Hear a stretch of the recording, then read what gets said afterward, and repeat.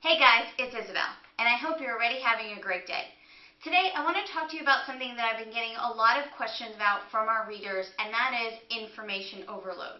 Now, information overload can come in many different forms. You may have just gotten your program materials and you feel like it's a lot of information, or you may be one of those people who likes to research even further some of the things that you're learning in your program materials, and you're finding tons and tons of information on the internet, in magazines, and this could really be ongoing. And I have to tell you that a lot of times I experience the same thing. I mean, I really make it my goal to continue my education, to make sure that I am always learning, and a lot of times it's not only a lot of information, but a lot of the information is different. So you may have certain opinions from, some nutrition gurus on certain topics, and then other gurus and other doctors even, and they just totally disagree. So what do we do with all this information, and how do we not drive ourselves totally nuts? Because I can see that that happens to a lot of people. They just really drive themselves crazy trying to figure it out. So I'm just going to give you a couple of steps, things I want you to follow, and things that I want you to remember when you're reading all of your program materials, or when you're on the internet researching something, or reading different newsletters, reading different updates. Number one, everyone has to get back to trusting their gut and their intuition. I know this is really hard, and there are just certain things we know and certain things that we don't know. But first, I want you to ask yourself, is this even worthwhile me continuing to research? Like, does it make sense, based on what I already know? And there's a lot of stuff out there that just does not make sense. Like, take this magic pill and you're going to lose 7 pounds in 7 days, and all you have to do is just take this pill.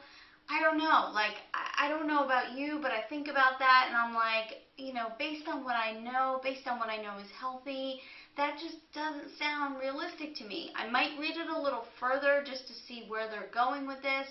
Is it that they're really talking about, and I'm not talking about anything specific here. This is just a made-up example. I'm just sort of trying to think of things that just don't quite make sense to me. Sometimes I keep reading, and other times I'm sort of like, look, I know what the real deal is. You have to eat good, unprocessed food, and you do have to be active. The definition of those things, obviously there's more detail to it, but let's kind of try and stay away from the ridiculousness that can be a lot of advertisements in a lot of magazines, and yes, via the internet. The other thing I want you to always do is to be very aware of who is the person giving the information. And you know what, I have come to learn that their credentials don't need to be, this long, and they don't have to have a medical degree. But I kind of look at that person like, do they have experience in this field? What is their education? And also, you know what my number one thing is? Do they look healthy? And healthy doesn't mean skinny and slim. I'm just talking about healthy, and there's good color and good, skin tone, and, what does this person look like? Are they also radiating health so that you know that they're practicing what they preach? I'm really, really big on that. I am so honest with you guys on what we do at home, and that is the real deal. I love this, and I love teaching health, and I teach health to my family, and we do our best at home, but we also go out and we live normal lives. And anyone that has met me, they know that there's just a happy balance between the healthy information and just being a normal person out in the world and making it work. So what is the source of information? Really pay attention to that. And then last but not least, you don't have to do everything at once. I would like to take that statement and just, put it, across my forehead. I'm going to get a stamp, something that says you don't have to do everything at once. This goes, this is for just every aspect of your life, but especially healthy eating. You don't have to completely overhaul your life, change everything in your kitchen, tell everybody that everything is going in the garbage. I mean, I guess that could work for some people. Personally, I wouldn't have been able to do it that way. It took me 3 years to transition to this way of living. And I'm not recommending 3 years to you. I'm just telling you the reality of what was my situation. You know, I didn't go organic all at once.